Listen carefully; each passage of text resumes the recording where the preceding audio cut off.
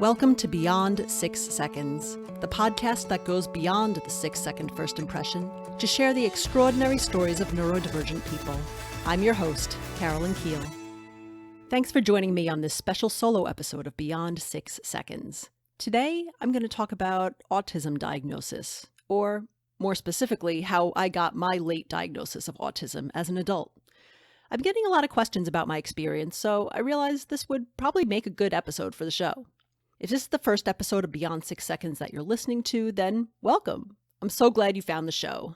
In addition to solo episodes like this, I also have lots of interviews with neurodivergent guests on my show who talk about their own life experiences growing up neurodivergent, the challenges they faced, their creative projects and passions, and how they're driving change to make the world a better place. If you like stories like these, I hope you'll subscribe to my show so you get notified of all my new episodes. And hey, why not take a moment right now to follow this podcast on your podcast app or subscribe to my YouTube channel? If you're listening on my website, beyond6seconds.net, you can also sign up for my free email newsletter there and get all my latest episodes before they come out.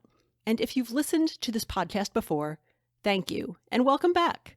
I'm so happy that you find this show valuable and interesting. Your support as a listener and fan of this podcast mean a lot to me. Okay, let's get to today's topic. A question I get asked by my listeners a lot is, how did I get my autism diagnosis as an adult? If you think you might be autistic but were never formally diagnosed in childhood, how do you even start to look into getting assessed as an adult? I'll start by acknowledging that, unfortunately, there can be many challenges to getting an autism diagnosis later in life. These obstacles increase if you're a woman, person of color, or part of the LGBTQ+ community, due to a lot of outdated perceptions of autism that persist even among healthcare practitioners. If you've spent some time listening to autistic communities online, you may have heard the phrase, self-diagnosis is valid. The barriers to formal diagnosis are one of the reasons why we say that. Formal assessment and diagnosis are just not accessible to everybody. So if you're unable to get one due to cost, time, lack of qualified providers in your area, or any other reason, that doesn't mean you can't be autistic. There are probably specific situations where you may need a formal diagnosis, like to access certain disability-related services in some countries. I'm not an expert in that at all, so I can't really speak to that. But if you're mainly just interested in understanding yourself better, or finding ways to support your needs that work for other autistic people and might work for you, or you just want to feel less alone after feeling different for your whole life, and you find yourself relating deeply to a lot of autistic experiences, then you may very well be autistic, even without a diagnosis. And that's okay. For me, I really wanted to look into an autism diagnosis for myself, and I was fortunate enough to find a practitioner that helped me get assessed and get that diagnosis. Before I share my story, I also want to say that this is not meant to be medical or professional advice of any kind. It's just my own personal experience. Your experience may vary. Also, in this episode, I'm going to use the words practitioner and provider interchangeably to describe professionals who do autism assessments. So, what prompted me to look into an autism assessment for myself? I cover that in my last episode of 2021, where I talk about pivoting the focus of this podcast towards neurodiversity. I'll link that episode here in the show notes if you want to learn more about my own personal why. But for now, I'll say, I had some experiences and realizations last year that made me strongly suspect that I was autistic. I even wrote down a list of all my autistic-sounding traits from childhood and adulthood, based on what I had learned recently about autism from autistic people sharing their lives and experiences. I filled up a whole page with that list. But still, I wasn't sure, and I felt I needed a formal assessment for some certainty and personal understanding. At that point, I decided to search for a practitioner who could do an autism assessment. How do you find someone to do that? I'm based in the United States, so I'm describing this process from a U.S. point of view.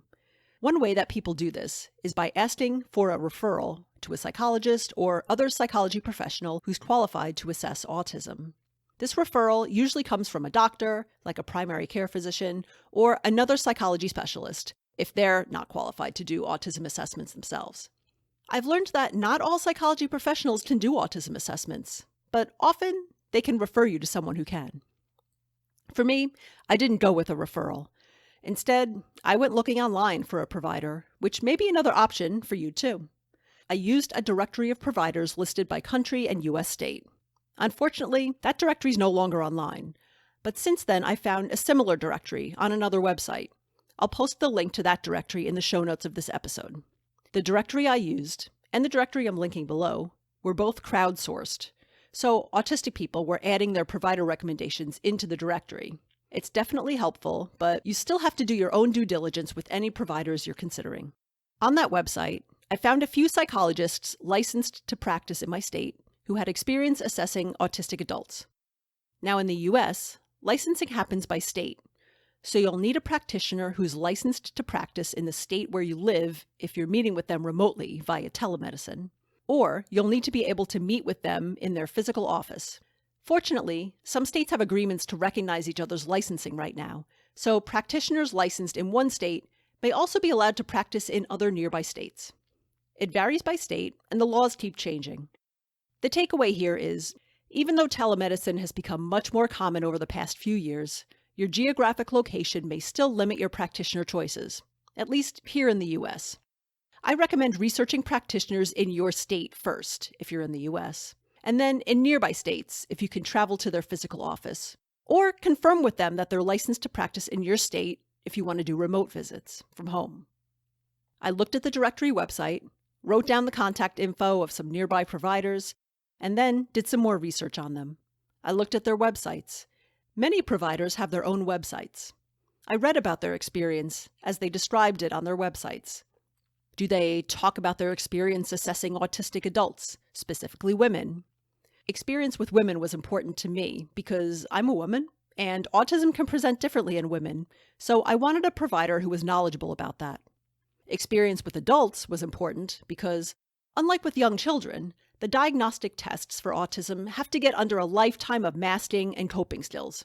Also, some tests are used more commonly with children than adults, and vice versa.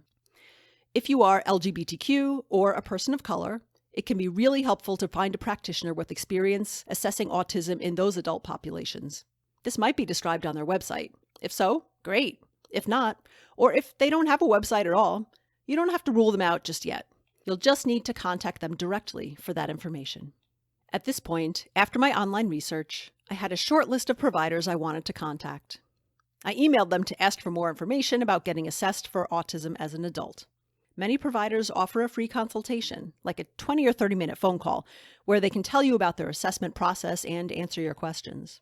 If that's an option, I recommend doing that short call. I know many of us autistic people aren't so fond of phone calls, but I found it valuable to talk to the person on the phone who would be doing my assessment and get all my questions answered. So, what do you talk about during that initial call? You probably want to ask about what the process is like. How long does it take? What's the cost? Do they accept your health insurance? What kinds of diagnostic tools do they use? Can you do the testing in their physical office, remotely? And if you're out of state, are they licensed to do it remotely with you? Those are just a few examples. Regarding the health insurance question, unfortunately, many providers in the US don't take health insurance for adult autism assessments, although you may be able to pay up front and then submit a claim for reimbursement from your health insurance after the fact. The provider can tell you more about their process for that. It can be a big expense. This is another reason why self-diagnosis is valid, because the expense alone can make a formal diagnosis inaccessible to a lot of adults. Here's some other questions you can ask as well. What's your experience assessing adults for autism? How about autistic women, people of color, or people who are LGBTQ? If that describes you, I recommend asking specifically about those populations. What methods are you using to keep up with the latest autism research? Research evolves all the time. You want someone who keeps up with things and doesn't have old, outdated views of autism. Which autistic voices do you listen to or recommend to your autistic clients? As part of my final assessment report, my practitioner gave me a short list of resources to learn more about autism in women, featuring videos, books, and articles by autistic women. Once you diagnose someone, what do you typically recommend as next steps? Then, listen to the answers. If they don't have experience, dismiss your concerns, mention autistic stereotypes like, you can't be autistic if you... fill in the blank with anything. Or if they try to pressure you into their therapy program after diagnosis, for example, then they may not be the right practitioner for you to work with. I did my phone calls, and I found a practitioner I wanted to work with who had a lot of experience assessing autism in women. She used several diagnostic tools with me in the form of online questionnaires that I completed on my own time and several hours of structured interviews. She interviewed me over the course of a few days, so thankfully it wasn't one long session. I also had the option of asking a relative to complete some of the questionnaires about me to get an additional perspective, although my practitioner said that if there was a conflict between our answers at any point, that she would give more weight to my answer. At the end of the process, I got a long report about my test results, diagnosis, and suggested next steps and resources to check out. The whole process from start to finish took about a month.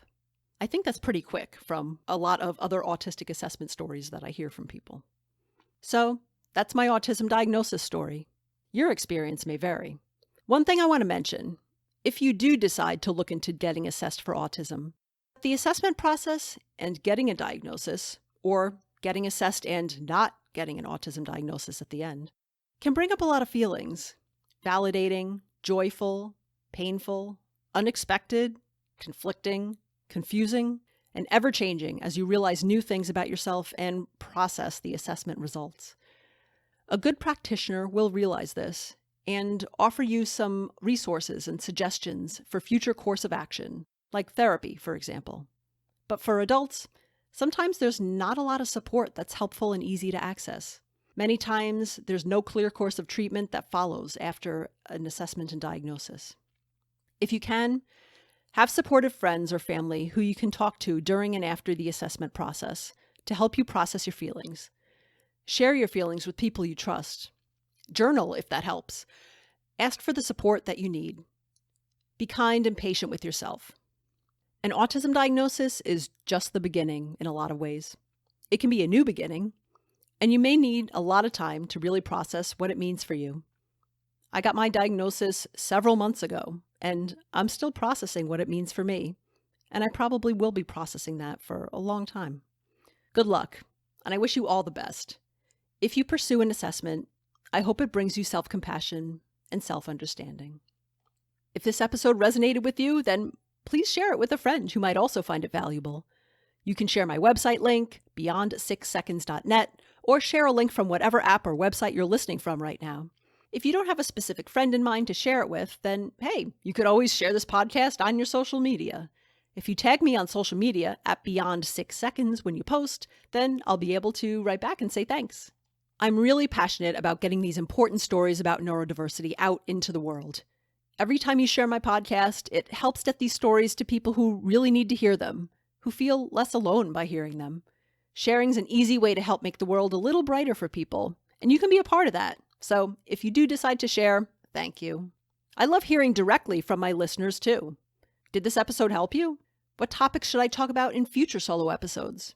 Reach out to me on social media or my website, beyond6seconds.net, and let me know. Well, that's it for today. Take care, and thanks again for listening. Thanks for listening to Beyond 6 Seconds. Please help me spread the word about this podcast. Share it with a friend, give it a shout out on your social media, or write a review on Apple Podcasts or your favorite podcast player.